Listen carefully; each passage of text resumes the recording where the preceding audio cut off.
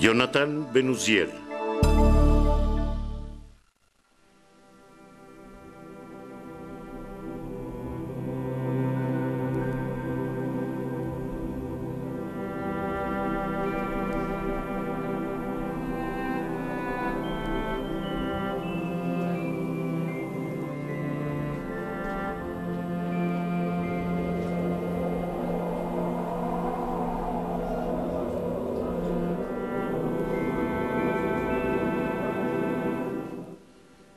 Jonathan ben Uziel en el túnel. El santo servidor de Dios está enterrado en Amuca. Jonathan ben Uziel vivió 60 años antes de la destrucción del segundo templo y era alumno de Hillel.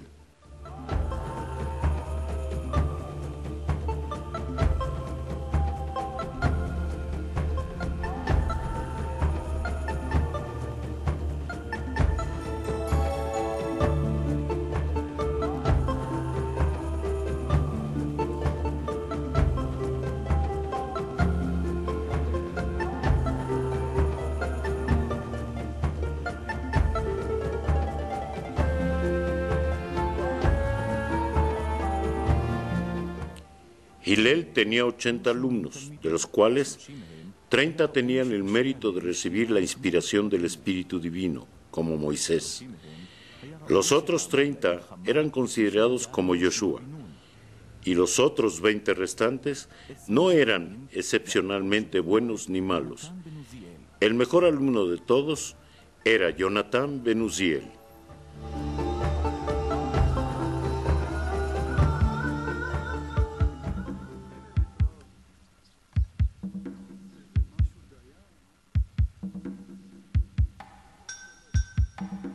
Se dice que sus poderes de concentración eran tales que cuando estudiaba, su alma se convertía en una flama que podía consumir a cualquier ave que se encontrara volando arriba de él.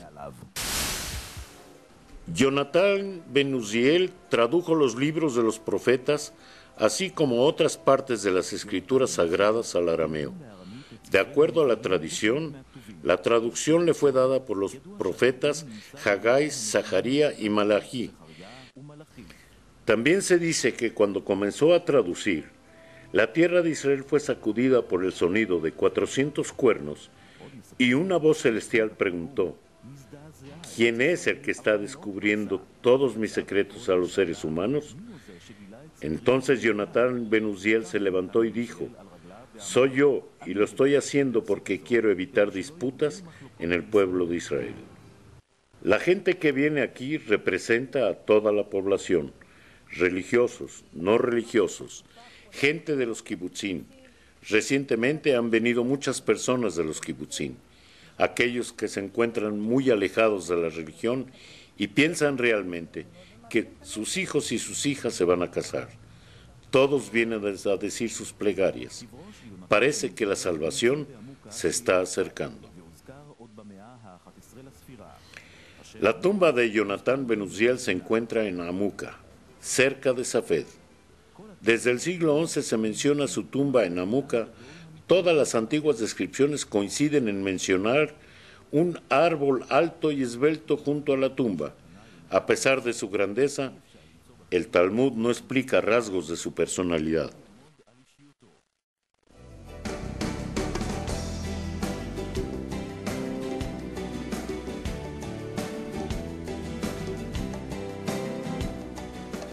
Algunos dicen que Jonatán ben Uziel era casado, mientras que otros están convencidos de que nunca se casó.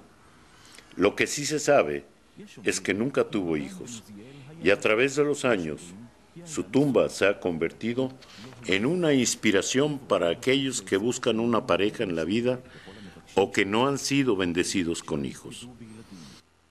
Por ejemplo, hace 6 meses vino una mujer que no podía embarazarse. Llevaba ya 6 tratamientos de fertilización. Después de rezar, me susurró al oído que estaba embarazada y me alegré. Realmente me alegré mucho por ella.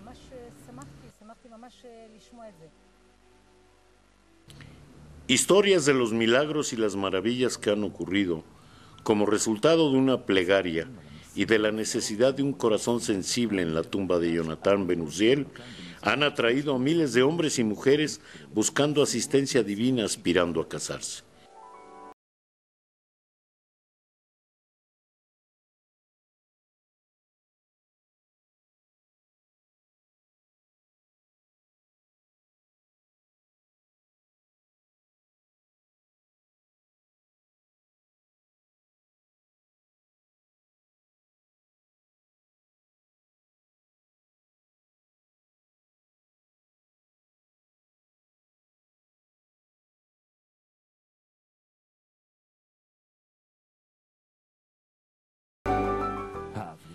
El inspirante sentimiento que uno tiene al visitar su tumba, junto con la impresionante vista, revelan el poder del gran túnel. Jonatán ben Uziel fue capaz de llevar hasta Dios los rezos de las almas solitarias y sin hijos.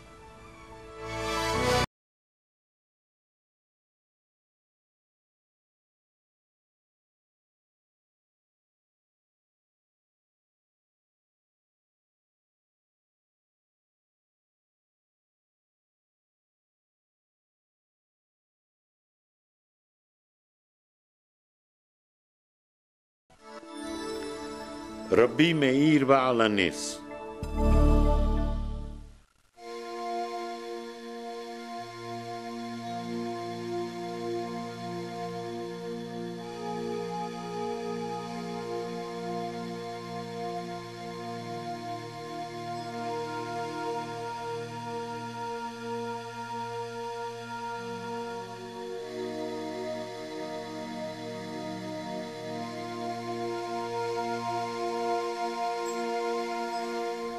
Rabbi Meir Baal HaNes fue uno de los sabios más prominentes de su tiempo y el más destacado Taná de la 4ª generación. Fue el alumno principal de Rabbi Akiva, y en el período de la revolución de Bar Kokhba, él y Rabbi Akiva difundieron las palabras de Torá por toda la tierra de Israel.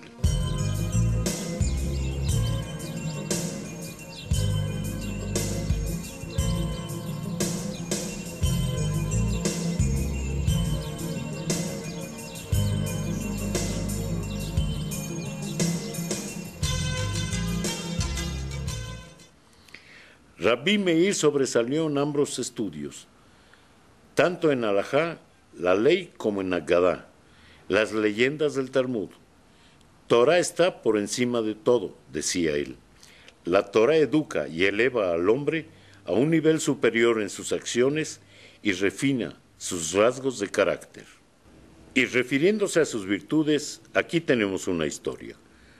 Rabbi Meir solía dar una clase los viernes por la noche, en la sinagoga de Hamad, cerca de Tiberias. Cierta mujer escuchaba la clase. Una vez, la clase duró más de lo normal, y cuando llegó a su casa era muy tarde, y su esposo estaba enfurecido. Demandaba saber en dónde había estado ella. A pesar de sus explicaciones, el marido exigió que la mujer no entrara a su casa hasta que le escupiera en el rostro a Rabbi Meir. Rabbi Meir supo del dilema de la mujer y, pretendiendo que algo le había entrado al ojo, le pidió a la mujer que le escupiera en el ojo 7 veces. Después le dijo que regresara a su casa y le dijera a su esposo que ella había hecho aún más de lo que él le había exigido. Los discípulos de Rabbi Meir Enojados por la falta de respeto del esposo hacia su maestro, le dijeron a Rabbi Meir: si hubiéramos sabido de la situación, lo habríamos golpeado. Rabbi Meir respondió: el honor de Meir no debe ser más grande que el honor de su creador. La Torá cita que el nombre sagrado de Hashem debe ser borrado en agua para hacer la paz entre esposo y esposa. Más aún, yo debo ceder mi propio honor. Una de las más grandes historias encontradas en el Talmud acerca de Rabbi Meir la encontramos con el dicho: El Ha de Meir Aineni, Dios de Meir, escucha mis rezos. La historia cuenta que la hermana de Bruria, esposa del Rabí Meir, fue tomada presa por gentiles quienes la llevaron a una casa de dudosa reputación. Bruria le pidió a su esposo que salvara a su hermana. Rabí Meir fue a intentar persuadir al guardia que la dejara en libertad a la pobre mujer, pero el guardia le respondió que tenía miedo a las autoridades y que lo iban a matar si se enteraban. Rabí Meir le dijo que cuando se encontrara en peligro dijera: el Ha de Meir Aineni, y sería salvado.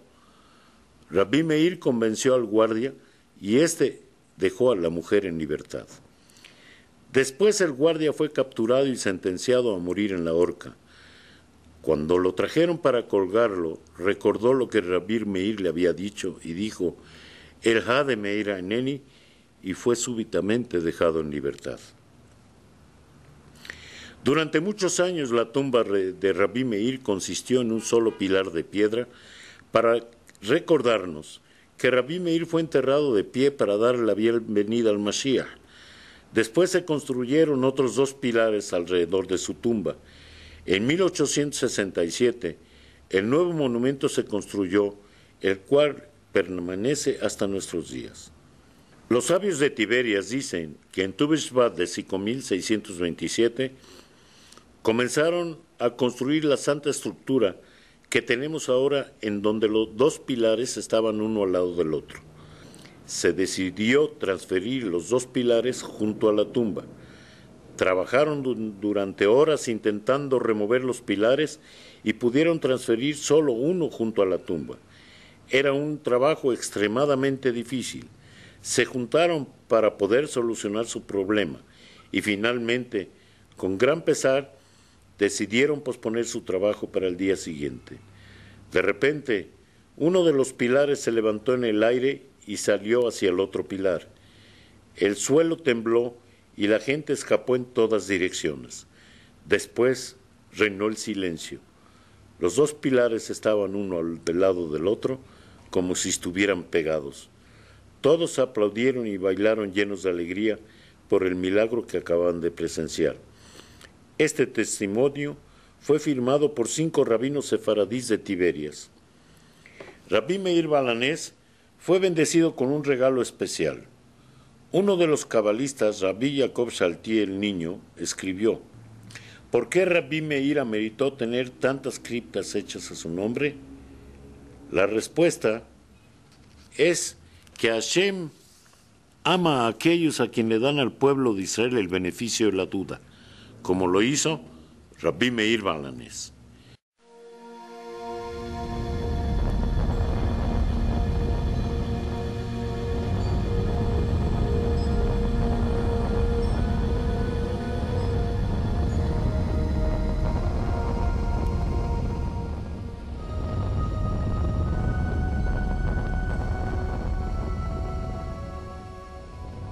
Rabí Meir dijo que de acuerdo al Talmud, a pesar de que el pueblo de Israel no cumpla la palabra de Dios, aún así seguimos siendo sus hijos. Y esa es una de las razones de los grandes milagros y maravillas de Rabí Meir Balanés. Rabí Meir dijo: cuando el hombre viene a este mundo, llega con los puños apretados, como diciendo: todo es mío. Y cuando se muere, lleva las manos bien abiertas, como diciendo: no pude llevarme nada de este mundo.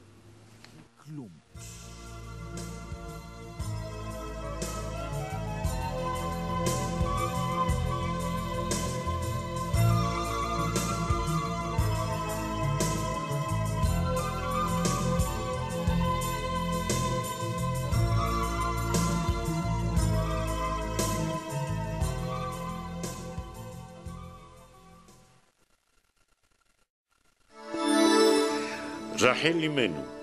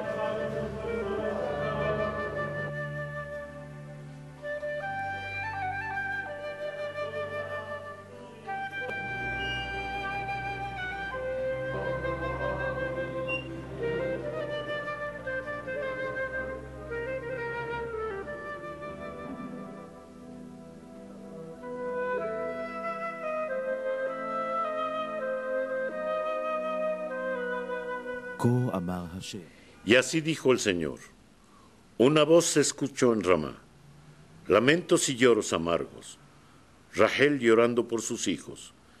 Mantén tu voz llorando y tus ojos con lágrimas, porque tu trabajo será recompensado, dijo el Señor.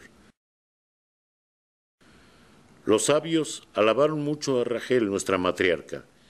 Ella fue una de las primeras profetas, y las historias de su belleza y su recato se conocieron durante muchas generaciones. Rachel, la esposa de Jacob, fue la madre de Yosef y Benjamín.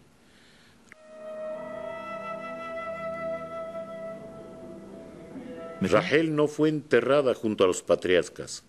En Génesis, capítulo 29, está escrito: y Jacob besó a Rachel y levantó su voz y lloró. ¿Por qué lloró Jacob? El Midrash responde: porque Jacob vio en un sueño que Rachel no sería enterrada junto a él.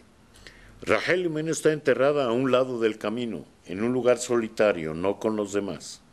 Si un soldado solitario viene o un alma judía solitaria se acerca, almas que no tienen un lugar en donde estar y ven a Rachel en mitad del camino, se refugiarán en la tumba de Rachel despertando la misericordia divina. Y quien que tenga éxito en llegar a la tumba de Rachel o a las tumbas de los tzadikot alcanzarán un nivel fuera de lo normal. Cualquier alma que llegue ahí puede ser salvada. Rachel dijo: yo fui enterrada en ese lugar así para que cuando Am Israel esté en el exilio, pasen junto a mi lugar y supliquen a Dios y recen. No hay nada en la vida como las lágrimas de una madre en el mundo entero. Jacob sabía, por inspiración divina, que ese sería el lugar en donde en el futuro los hijos de Israel pasarían en camino al exilio. Esa es la razón por la cual Rachel fue enterrada a un lado del camino, cerca de Betlehem, para que ella pudiera pedir misericordia al Señor por sus hijos. Cuando Jeremías el profeta se fue de Jerusalén, en su camino al exilio en Egipto, después de la destrucción del primer templo, él dijo: se escuchó una voz en Ramán, lamentaciones y lloros amargos, Rachel llorando por sus hijos, y Rachel se arrodilló frente a Dios y le dijo: Dios de los cielos, ¿por qué mandaste a tus hijos al exilio, a morir y a dejar que el enemigo los tratara de esa manera? El Señor tuvo compasión de ella y dijo: por ti, Rachel, traeré a Israel de regreso a casa. Y hasta este día, Rachel llora por sus hijos, el pueblo de Israel. Rachel llora por sus hijos. No llores porque hay compensación por tus acciones. Queridas hijas, Rachel, nuestra madre, no es solamente Rachel la original. Ella es un símbolo de la gloria de Dios, de la Shekinah, un símbolo de nuestro Dios que está aún en el exilio. La tumba, como se conoce hoy en día, fue construida en 1841 por Moisés Montefiore, quien obtuvo permiso de las autoridades turcas. Montefiore mantuvo el lugar durante muchos años. Antes de morir, a la edad de 101 años, ordenó un pequeño domo, similar al que se encuentra en la tumba de Rachel, para que se construyera sobre su propia tumba, y un poco de tierra de la tumba de Rachel fue traída hasta ese lugar de su descanso final. En el Zohar está escrito que cuando el pueblo de Israel regrese del exilio, se pararán al lado de la tumba de Rachel y llorarán, como lo hizo ella cuando su pueblo fue exiliado.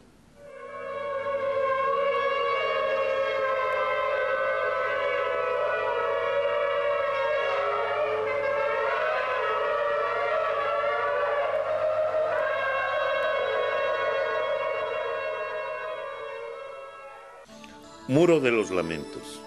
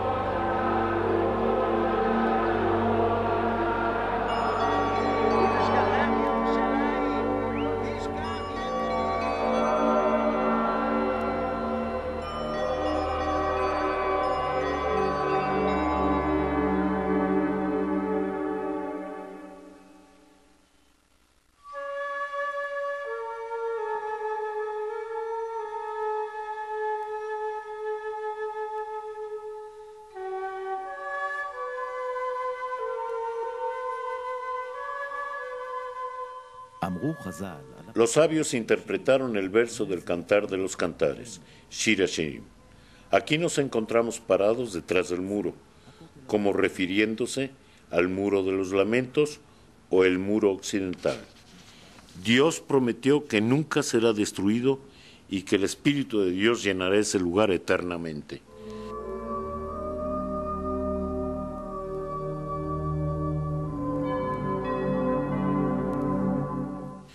El muro occidental es el lugar más sagrado para los judíos.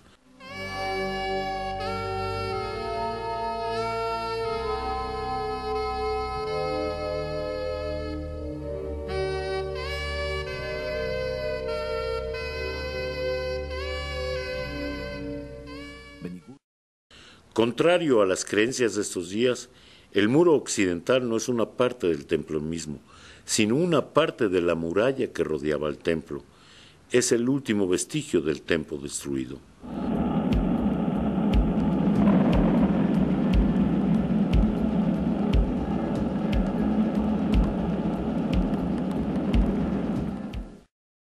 Durante el reinado de Herodes, el templo fue extendido por medio de murallas gigantescas fortificadas. El muro occidental era la más larga, llegando a medir 485 metros.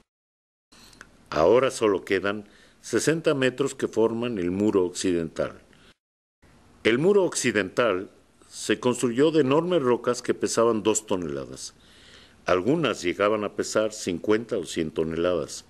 El muro consiste de 7 capas de piedras herodianas en la parte de abajo, seguidas por 4 o 5 capas de piedras más chicas que se añadieron durante la construcción de la mezquita de El Aqsa, mientras que las 3 capas superiores de piedra blanca fueron colocadas por el consulado religioso islámico.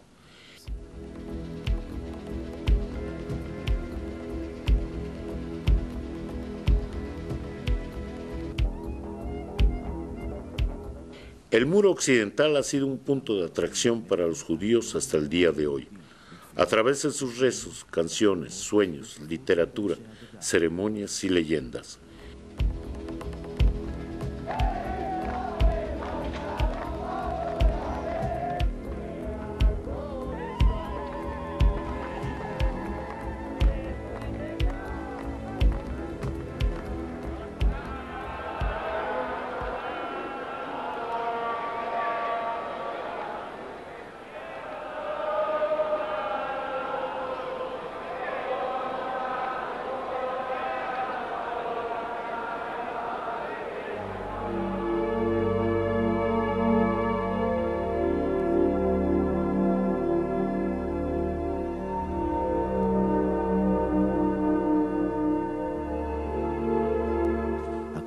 El muro simboliza las esperanzas de cada judío por la reconstrucción del templo.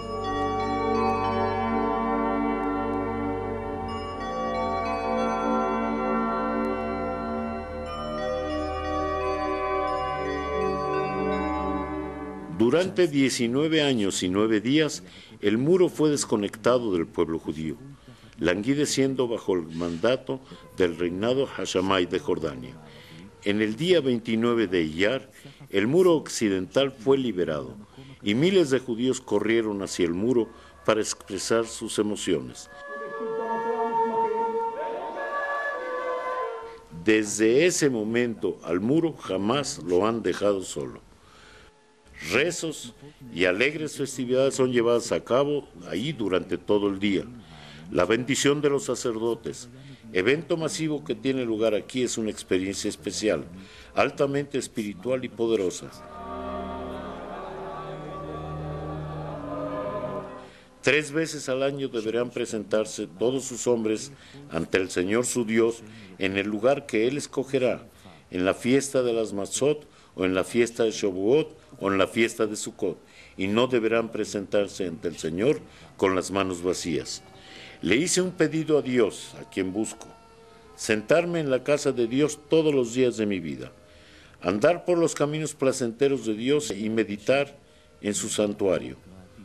Otra costumbre es colocar una nota en las grietas de las piedras, donde descansa la presencia divina, y así se elevarán las plegarias hasta el Creador.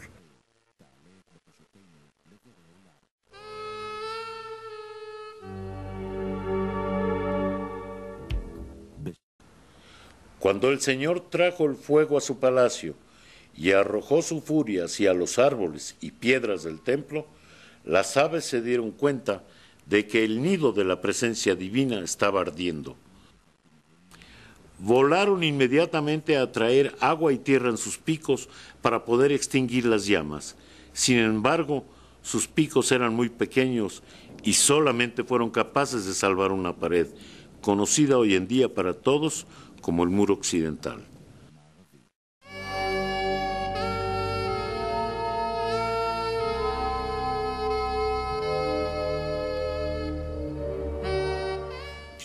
Cuando el rey Salomón decidió construir el templo, Dios le dijo: este templo debe ser construido por todas las personas.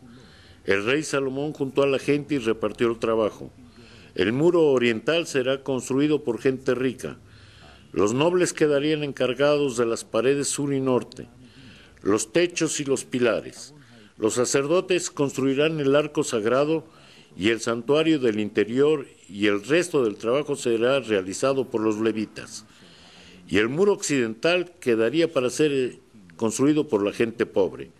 Cuando Dios vino a irradiar su gloria sobre el templo, favoreció al muro hecho por los pobres, y una voz celestial declaró: esta pared, labor de los pobres, nunca caerá.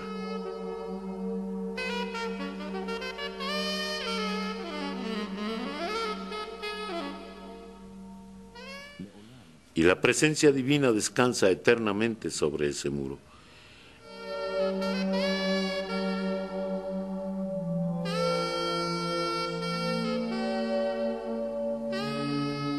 El muro occidental es un punto de unión para judíos religiosos y seculares, así como cristianos y musulmanes, cada uno consumando su propia necesidad religiosa, formando una inspirativa imagen en donde una vez se encontró el templo, el corazón espiritual del mundo entero.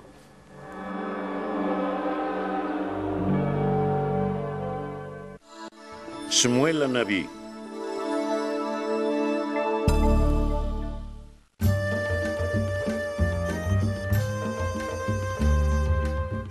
Shmuel Anabí, fiel profeta a quien el Creador del mundo, en su sabiduría, se reveló a sí mismo.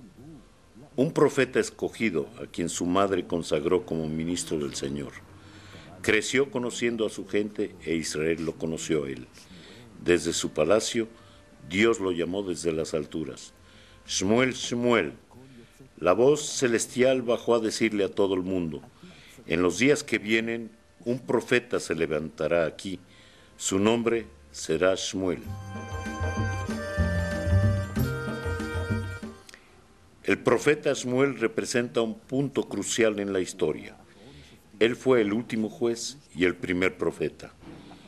En su tiempo fue ungido el primer rey de Israel, Salomón. Su tumba está localizada en un punto de observación más para todos los peregrinos en su camino a Jerusalén.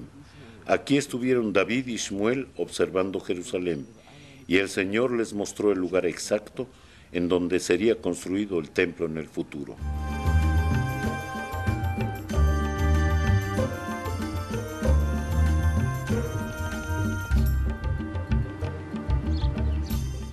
La madre de Shmuel no tuvo hijos durante muchos años. Le presentó a Dios un sacrificio y rezó desde el fondo de su corazón, prometiendo que si sus rezos eran aceptados y tenía un hijo, lo consagraría al servicio de Dios. Y así fue, y eventualmente ella cumplió su promesa. Shmuel nació en Ramá. A sus padres Elcaná y Haná lo llevaron a Shiló, en donde estaba el tabernáculo sagrado, con Elí el sacerdote, con quien naturalmente heredaría, y el Espíritu de Dios reposó con él en Shiló. Shmuel el profeta no fue un líder militar, sino que fue favorecido con una personalidad espiritual, y él fue quien bendijo a Salomón y lo coronó como rey. Con su liderazgo espiritual fue capaz de unir al pueblo de Israel después de la terrible crisis que siguió a la destrucción de Shiló.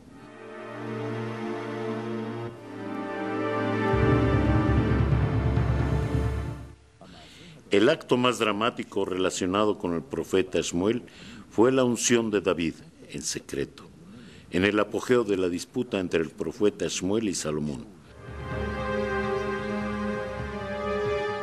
Shmuel tenía una personalidad carismática, era muy espiritual y tenía mucho impacto en sus seguidores.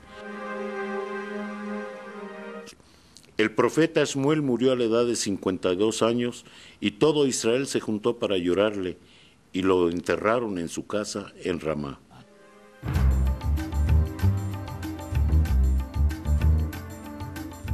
Una descripción de la Edad Media nos dice que desde todas las áreas que rodean Jerusalén, desde Siria, Egipto, Babilonia, la gente llegó a postrarse ante la tumba de Shmuel el profeta.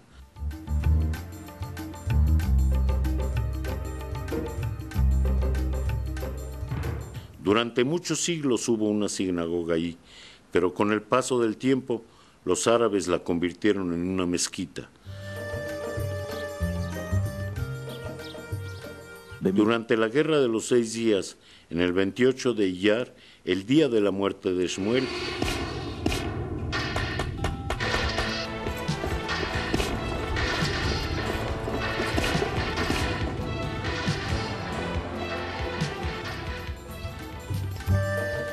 el área fue conquistada por Israel y los judíos regresaron a este lugar sagrado.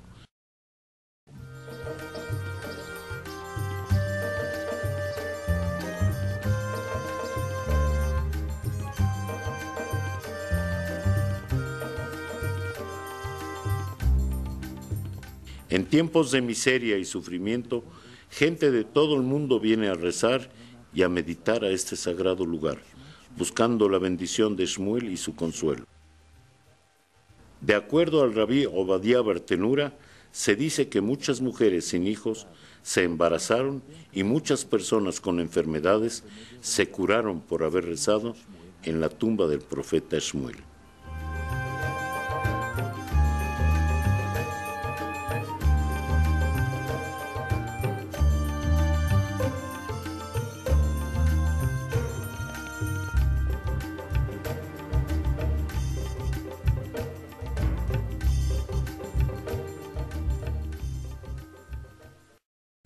La cueva de los patriarcas.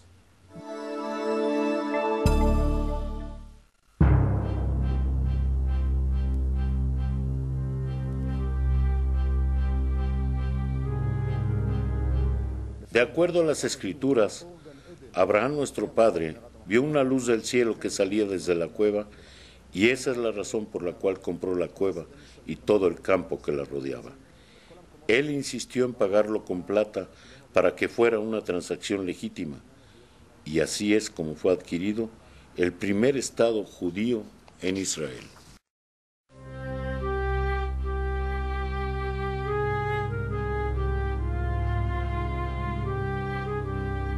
¿Cómo fue que Abraham descubrió la cueva de nuestros patriarcas? Cuando los ángeles se acercaron a Abraham, él corrió a prepararles comida. Cuando fue a buscar provisiones para sus invitados, se encontró una cueva que después fue conocida como la cueva de los patriarcas. En el Zohar está escrito que si Efrón, el rey de los hititas, hubiera visto lo que Abraham vio, nunca le hubiera vendido la cueva. ¿Por qué quería Abraham tanto comprar la cueva? Cuando Abraham entró a la cueva, primero vio una luz y luego cayó un poco de tierra a sus pies. Entonces se le descubrieron dos tumbas. Cerca de las tumbas se encontraba parado Adán, el primer hombre, riéndose, y le dijo a Abraham: el Creador me ha escondido aquí hasta que tú llegaste al mundo, y de ahora en adelante el mundo y yo, gracias a ti, tenemos una razón por la cual continuar.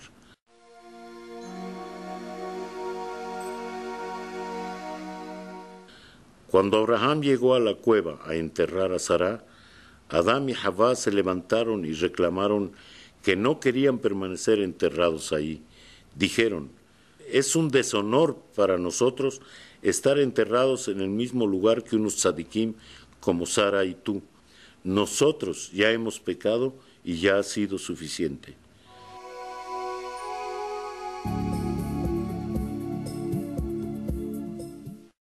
Hay tres lugares sobre los cuales las naciones no pueden acusar a Israel de robar: la cueva de los patriarcas, la tumba de Yosef y el monte del templo.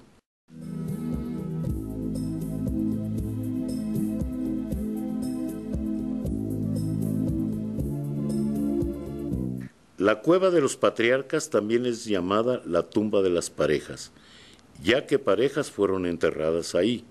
Primero Adán y Javá, luego Abraham y Sará, Isaac y Ribka, y por último Jacob y Lea. Y por esa razón el lugar se llama Kiryat Arba, en nombre de las cuatro parejas.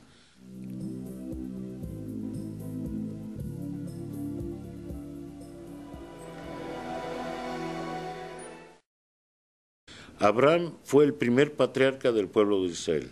Se dice que durante toda su vida llevó una piedra preciosa alrededor de su cuello, y que si alguien estaba enfermo y veía esa piedra preciosa, él o ella se curaban inmediatamente.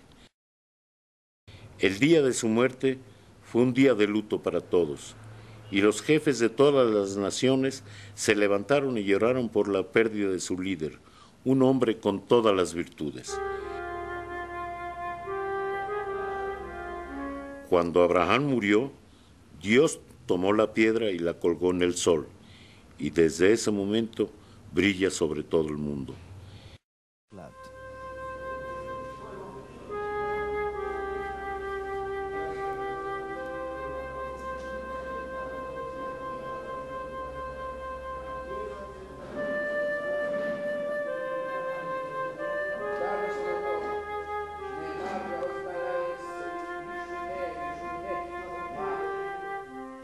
Isaac fue el segundo de los tres patriarcas de Israel. Era el hijo de Abraham y Sará y fue llamado Isaac, porque Sara rió cuando los ángeles le dijeron a Abraham que a su avanzada edad ella daría a luz a un hijo. Una segunda razón por el nombre de Isaac es que la ley llegó al mundo, la palabra Isaac, compuesta de Yatzhakok, y emergió la ley. Isaac fue conocido por su gran valentía cuando llegó a ser sacrificado por Abraham. Este edificio es muy impresionante. Es el único en el mundo que ha sobrevivido 2000 años. Está intacto, no le falta una sola piedra. Y esta maravillosa muralla es la misma de siempre, desde los días del segundo templo. Todas las religiones que invadieron la tierra de Israel han añadido sus propios monumentos a la construcción original judía. Los musulmanes construyeron una mezquita, los de las cruzadas construyeron una iglesia. Cada religión y cada conquistador quiso inmortalizar su reinado añadiendo un monumento o otra construcción al monumento judío. Pero originalmente es solo un monumento judío que data de 2000 años desde los días del Segundo Templo.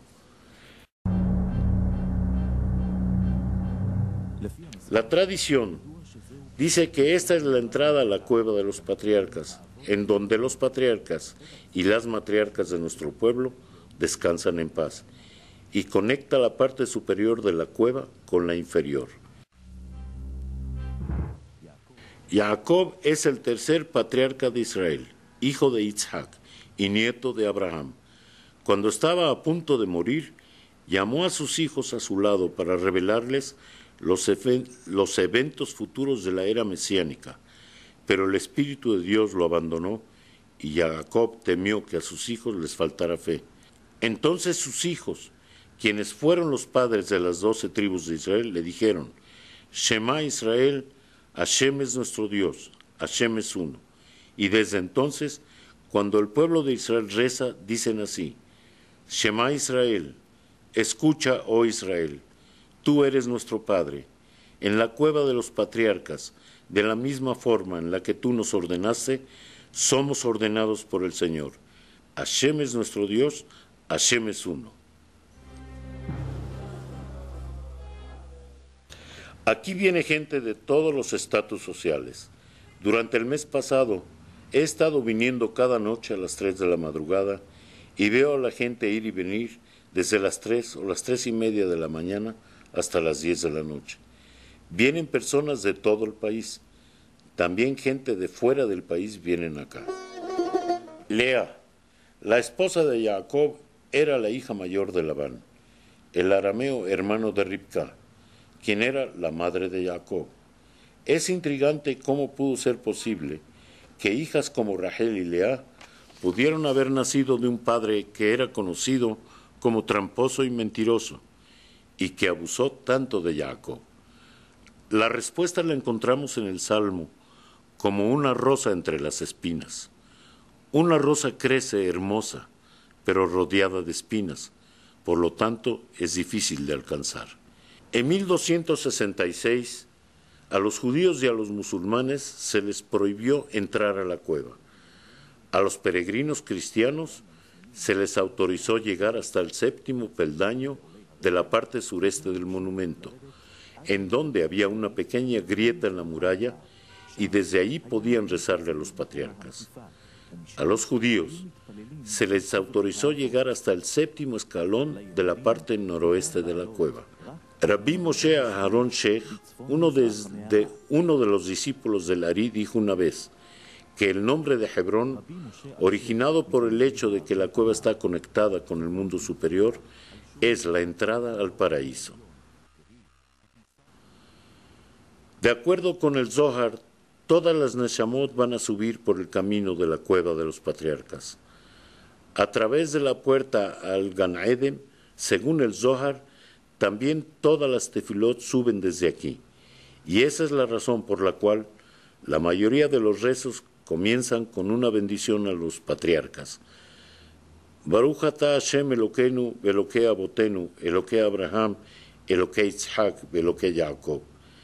Esa es la verajá con la que abrimos nuestras tefilot recordando a nuestros sagrados patriarcas, y gracias a su ayuda, nuestros rezos suben hasta el cielo para ser escuchados con la ayuda de Dios. 3 veces al día, el Espíritu Divino entra a la cueva y sopla sobre las tumbas de los patriarcas para conservar sus cuerpos. Y los patriarcas y sus esposas se levantan para pedir misericordia por sus hijos.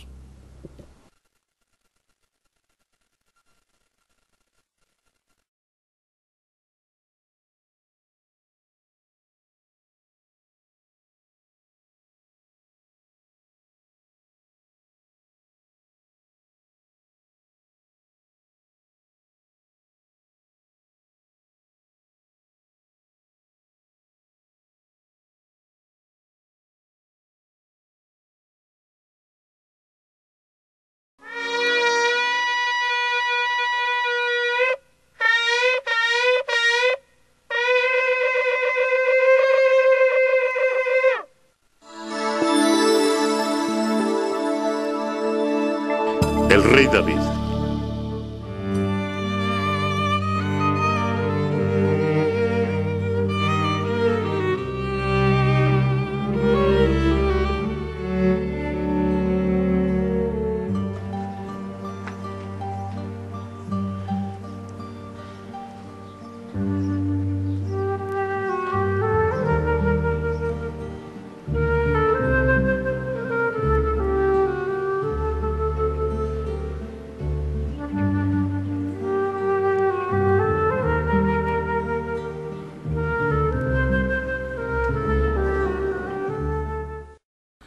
Cada noche antes de las 12, David estudiaba Torá y luego descansaba un poco.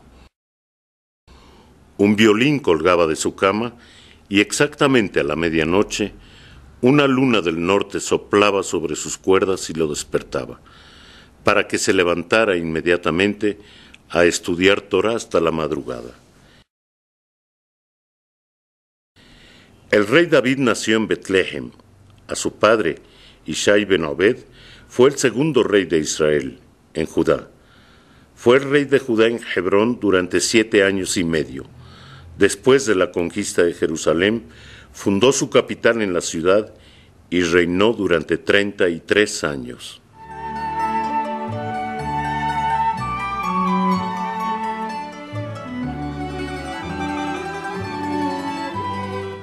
David le dio a la ciudad fuerza y riqueza. El sueño de David era construir el templo, y hasta hizo planes para su construcción. Pero el profeta le dijo que Salomón, su hijo, sería quien lo construyera.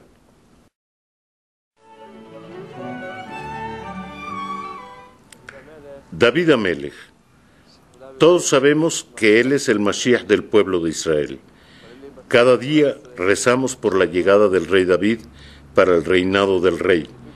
Le llamamos larga vida para el rey David. La Gemara dice que David Amelech viene a mostrarnos la respuesta. Él tuvo el mérito de escribir 5 libros de rezo. Comparados con los 5 libros de la Torá, cada salmo de Tehillim le tomó días y hasta meses para escribir. Y estoy hablando de cada salmo, no de cada capítulo. Él tomó los salmos y los convirtió en capítulos, y estos en libros. Así fue como nos dejó el libro de Tehillim, que por sí mismo puede darnos una respuesta.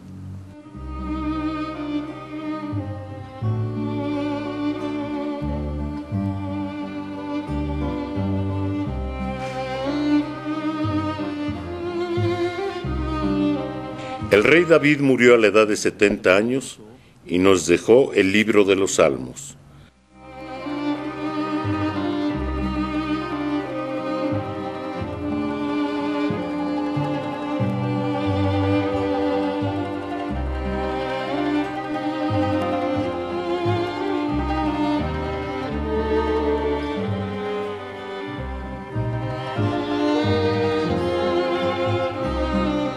La tradición nos dice que su tumba está localizada en el monte de Sión.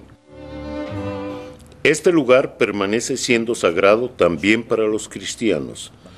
En el siglo XV surgieron varias disputas concerniendo al exacto lugar, y los musulmanes se la apropiaron, prohibiendo la entrada a todos durante un largo tiempo hasta que se volvió a abrir. La tumba del rey David se convirtió en un punto importante para el peregrinaje de muchos judíos que venían a desahogar sus corazones, especialmente en Shavuot, que marca el día de la muerte de David Amelech. Surgieron muchas leyendas concernientes a la tumba del rey David.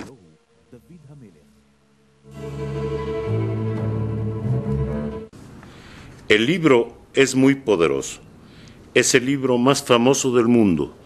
Durante todos los años no puede compararse con ningún otro libro. Todo el mundo, hasta los gentiles, rezan del Tehillim.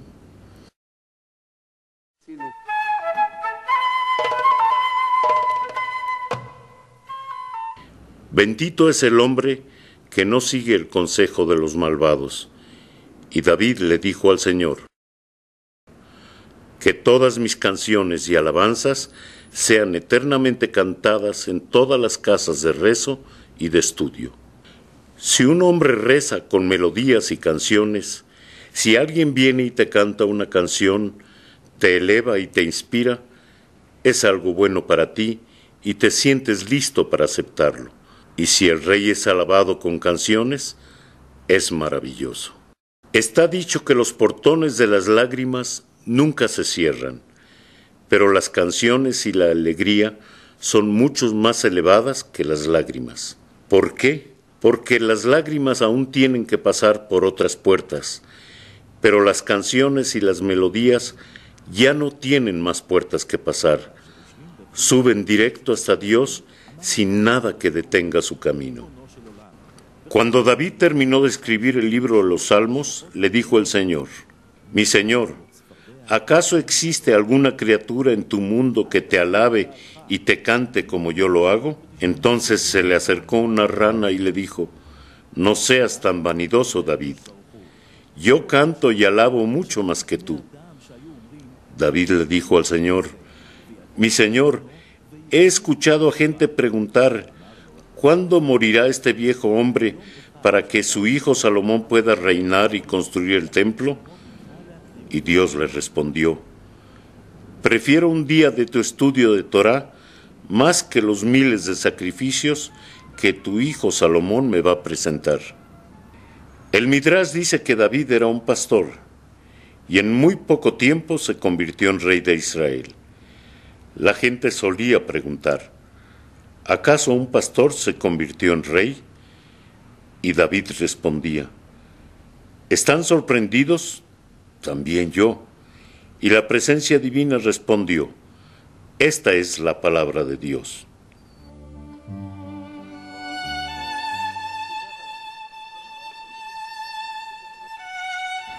A través de las generaciones, el rey David ha sido conocido para todos nosotros como una personalidad lírica, por un lado, y como un héroe y un mártir, por el otro lado, un gran escritor, poeta y compositor, quien escribió los salmos con inspiración divina. Rabbi Shimon Bar Yochai.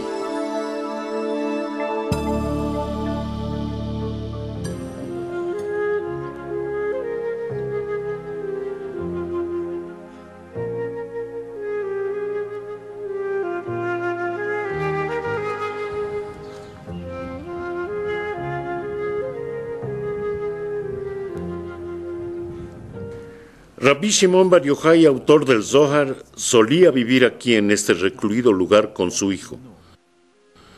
El amor por la Torá y por el pueblo de Israel fue uno de los principios bajo los cuales este gran Taná, Shimon Bar Yochai, rigió su vida.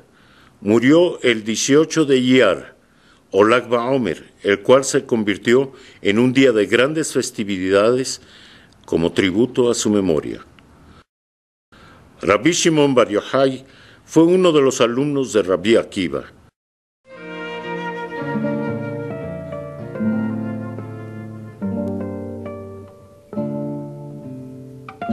Durante la revuelta de Bar Kokhba, la cual llevó a la muerte de 24,000 alumnos de Rabbi Akiva, Rabbi Shimon Bar Yochai fue ordenado secretamente en las montañas de Shefar Am.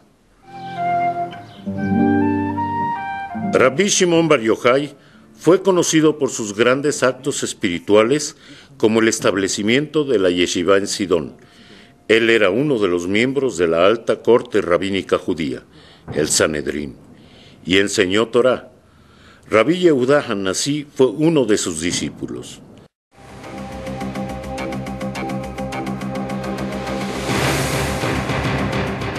Las persecuciones llevadas a cabo por el malvado Adrianus en contra del pueblo de Israel se volvieron cada vez peores.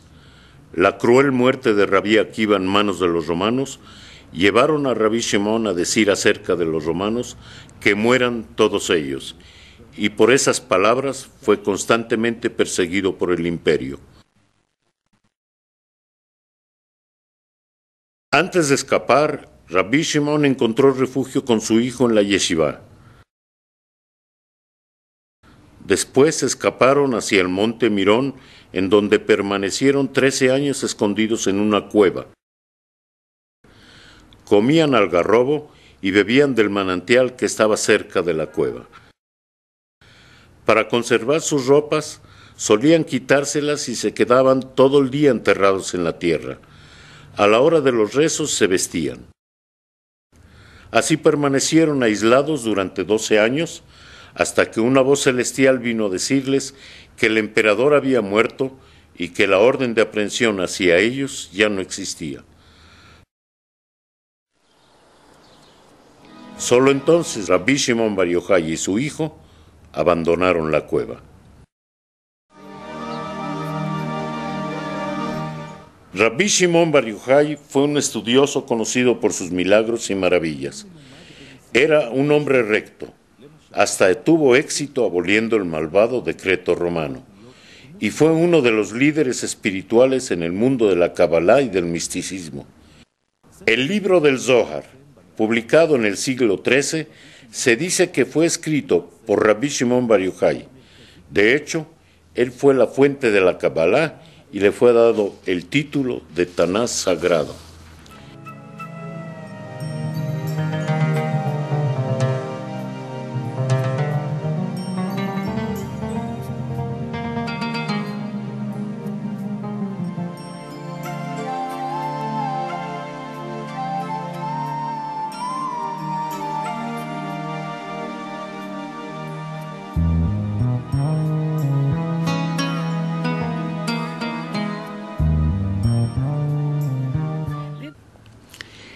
Y se quedó aquí por 13 años, con la misma camisa. La misma camisa durante 13 años.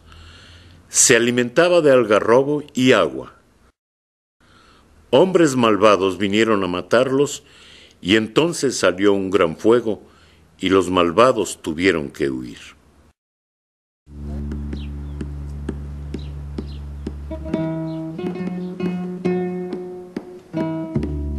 El día de su muerte es un día muy especial y está descrito en el libro del Zohar. Antes de su muerte, Rabbi Shimon Bar Yochai reunió a todos sus alumnos y los sentó de acuerdo a cierto orden. Les dijo: es tiempo de que me vaya de este mundo y quiero llegar al mundo venidero sin vergüenza. Les revelaré cosas sagradas que nunca he revelado antes bajo la presencia del Espíritu de Dios, para que no sea dicho que partí del mundo sin nada. Y así fue como reveló grandes secretos espirituales y finalizó con el verso: y el Señor nos dio su eterna bendición. Rabbi Akiva dijo: la luz eterna no completó la palabra y fue olvidada. Y yo escribí que ya no quería escuchar más. Y no levanté la cabeza porque la luz era tan intensa que no podía ver. Y estaba deslumbrado. Todo el día el fuego se mantuvo en la casa. Yo vi la luz. El santo Rebbe Shimon Bar Yochai, el más santo de los santos, quien abandonó este mundo, tenía una sonrisa sobre su rostro. Rabbi Shimon Bar Yochai fue colocado sobre una cama y toda la casa se llenó de aromas y fragancias. Súbitamente, la cama voló hacia afuera de la casa guiada por una inmensa flama y una voz del cielo dijo: vengan y reúnanse para la fiesta de Rabbi Shimon.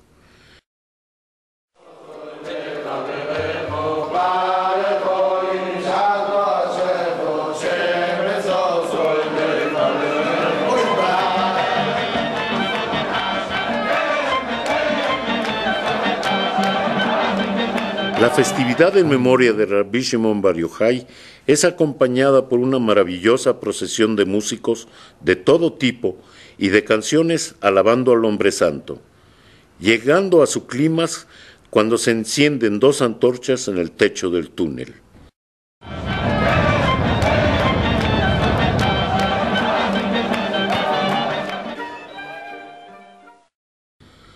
Otra tradición asociada con la festividad de Rabbi Shimon Bar Yochai es la Halaká. el corte de cabello de niños cuando cumplen 3 años, que también es acompañado por canciones y bailes y una comida festiva.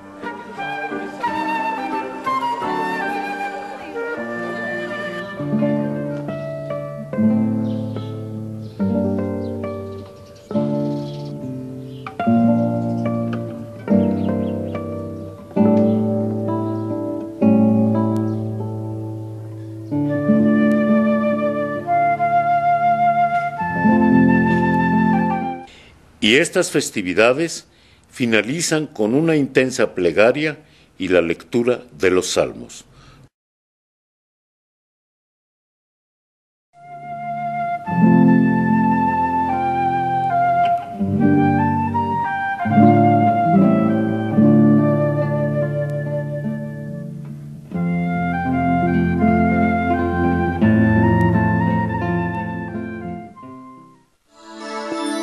Rabbi Itzhak Luria.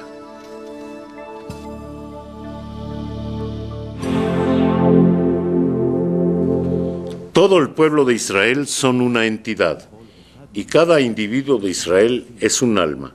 El infinito es cero, no tiene percepción y cero materia, no tiene sustancia ni forma. Estas son una de las cosas dichas por nuestro santo Ari Harab Itzhak Luria.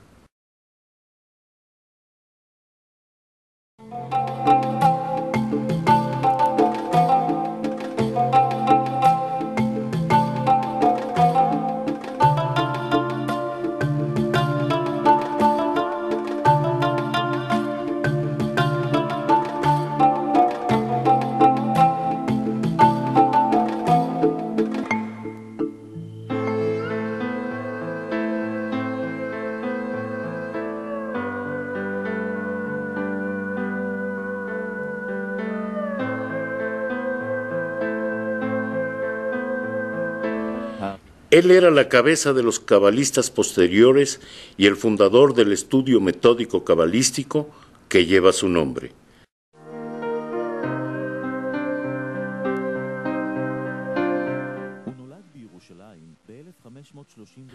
Nació en Jerusalén en 1534 y fue tempranamente reconocido como un gran estudioso.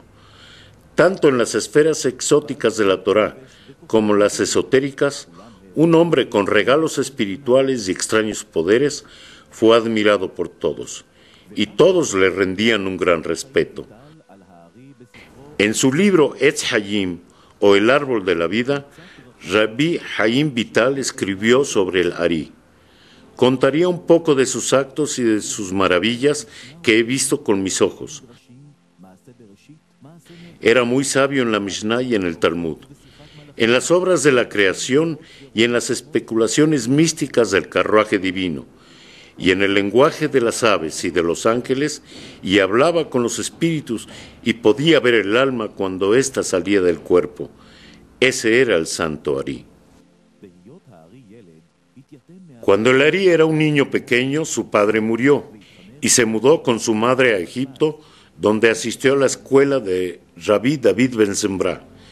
En 1570, el profeta Elisha apareció delante de él y le dijo que se fuera a la tierra de Israel.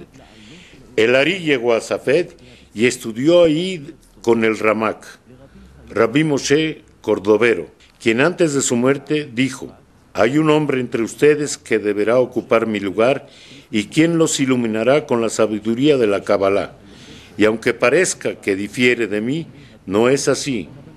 Rabbi Moshe no les dijo quién era ese hombre, pero les dio una señal. Aquel que pueda ver el pilar de nubes que precederá mi ataúd, él será ese hombre santo a quien Dios ha escogido. En el funeral, cuando cargaban la caja con el cuerpo del Ramak hacia su tumba, comenzó la procesión y se preparaban a enterrarlo junto a los grandes hombres de su generación. Pero el Ari los detuvo y les dijo: «Ese no es el lugar, porque yo puedo ver esta columna de nubes que procede al ataúd y nos dice que debemos enterrarlo en otro lugar». La gente viene aquí a rezar, a decir salmos. Últimamente mucha gente ha estado viniendo conforme escuchan la historia de este hombre santo. Y gracias a Dios, más que nada durante estos últimos años, hemos tenido multitudes. Algunos vienen a rezar, especialmente en este periodo. Después de morir en la flor de su vida, su fiel alumno reunió todos los manuscritos que pudo encontrar y los publicó en sus libros, Etz Hayim y Pri Etz Hayim. Antes de morir, el Ari dio instrucciones acerca de cómo su cuerpo tenía que ser purificado. Y cuando acercaron su cuerpo a la mikve, él agachó su cabeza hacia el agua para sumergirse. Esa fue una gran maravilla. El Ari venía al amanecer y se bañaba para purificarse. Hay gente que utiliza esta agua para enfermedades o para otras dolencias. Muchas personas creen en eso. La gente dice que de verdad los ha ayudado a sanar. Se dice que aquel que se baña aquí no muere sin arrepentimiento. Aún estamos ligados a estos santos que descansan aquí, porque estudiamos sus libros y nos comportamos según sus enseñanzas. A pesar de que murieron siglos atrás, aún viven entre nosotros.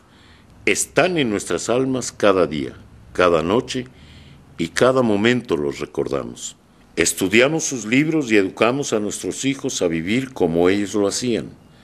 Así que permanecemos ligados a ellos a través del alma, del espíritu.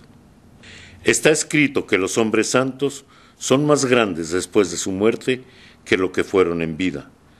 Es por eso que si necesitamos curación, salvación o cualquier cosa, acudimos con ellos. También está escrito que un hombre debe rezar antes de que lleguen los sufrimientos. Así que si necesitamos algo, o por ejemplo, si somos mandados por alguien como yo, que doy clases fuera de Israel y mucha gente me dio nombres, toda mi clase me pidió que recitara sus nombres justo a estos hombres santos, y ellos, arriba en el cielo, suben cada vez más alto, y entre más alto suban, más grande es su influencia. En Safed hay dos sinagogas con el nombre del Ari, una Ashkenazí y la otra Sefaradí. La Sefaradí, que es esta, se encuentra en el cuadro frío, que es donde vendían carbón para calentar las casas en los días fríos. La tradición dice que esta sinagoga existía aún antes de que el Ari llegara a Safed, y que él escogió asistir allí para rezar porque estaba orientada hacia Mirón. Originalmente fue construida hace 400 años, pero fue destruida en un terremoto en 1837 y fue reconstruida más tarde. En la Guerra de Independencia, algunos de los residentes de Safed corrieron a la sinagoga a buscar refugio de las temibles bandas que los amenazaban. Con el tiempo se convirtió en un lugar de rezo para la gente de África del Norte. Y no olvidemos que el santo Ari mismo solía venir a rezar aquí. Ahora nos encontramos en la sinagoga Ashkenazí.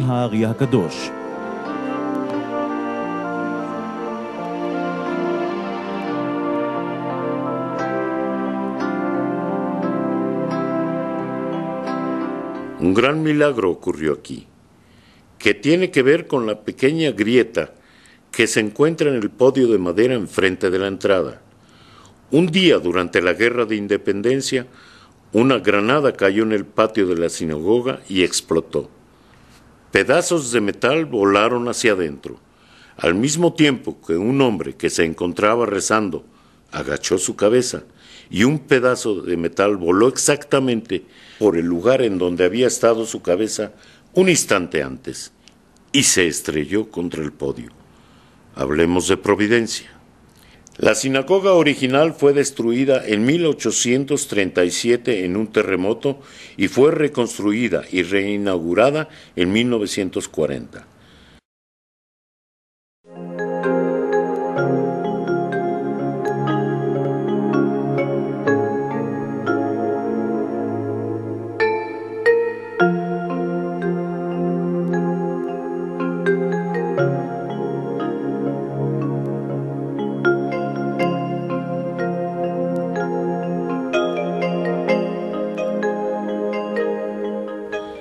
La sinagoga se llama el campo de las manzanas sagradas, que es un término cabalístico.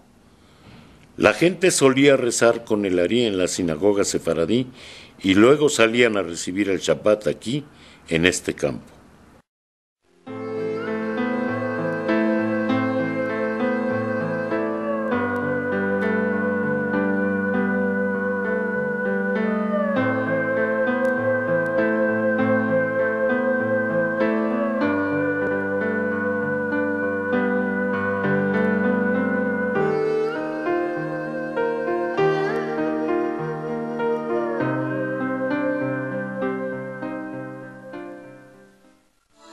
Maimónides.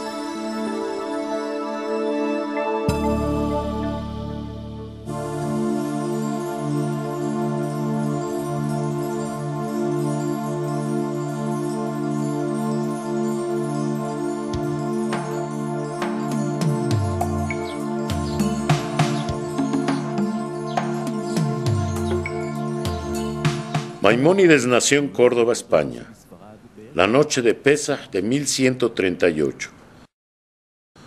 Murió en Egipto y fue enterrado en Tiberias.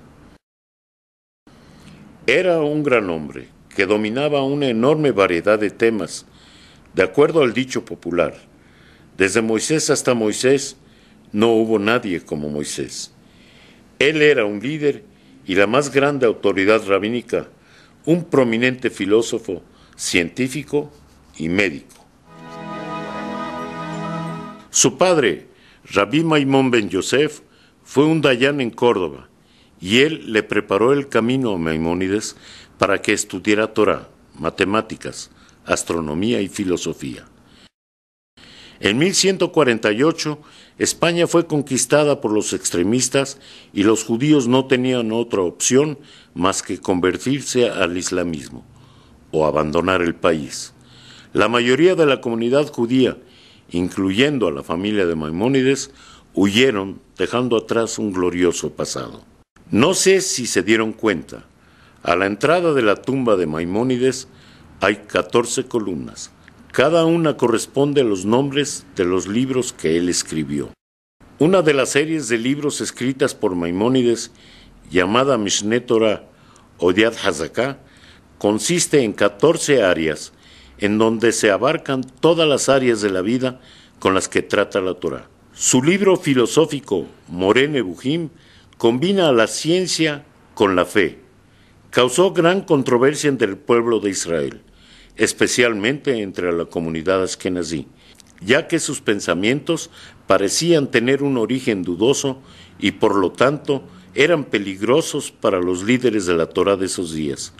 Este debate cruzó fronteras y naciones y fue muy comentado. Maimónides fue perseguido por los musulmanes y estaba en constante amenaza de la pena de muerte. Él fue perseguido y mucha gente quería matarlo porque envidiaban su sabiduría.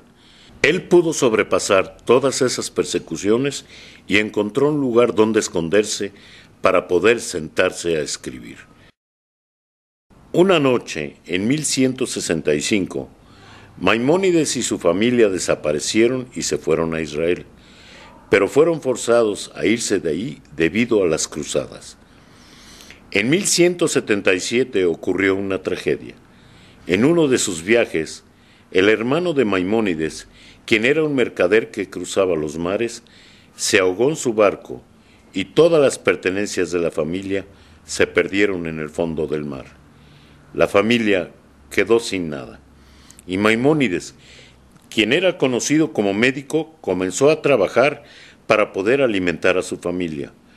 Pronto se convirtió en uno de los más prominentes autoridades médicas y le fue otorgada la posición de médico de la corte por quien era la mano derecha del sultán en esos momentos. Maimónides era una personalidad tan importante que la comunidad judía en Egipto deseó que se convirtiera en su líder. Hoy más que nunca, los sabios conocimientos médicos de Maimónides, quien era especialista en hierbas y en su valor medicinal, aún se utilizan. ¿Ven esta vasija de agua? Quizá ahora nosotros no tenemos el mérito, pero dicen que hace algunas generaciones salía agua. Yo trabajo aquí y veo a la gente que viene por agua. Es una cuestión de fe, pero vienen todo el tiempo, les duelen las manos, los pies o la cabeza. Se frotan con un poco de agua y ya, se curan. Les he preguntado muchas veces, señora, ¿eso realmente le ayuda? Y me responden, por supuesto, nos ha ayudado durante generaciones, cientos de años. Cristianos, musulmanes, de todas las religiones y de todas partes del mundo, vienen a demostrarle su estima a Maimónides. Maimónides murió en 1204 y fue enterrado en Tiberias. Fue llamado el Gran Águila, porque desplegaba sus alas y volaba hacia alturas tales que ningún ser humano jamás había llegado. La última parte de Mishneh Torah menciona el rol que tendrá el cielo en los tiempos mesiánicos, y estas son las últimas oraciones.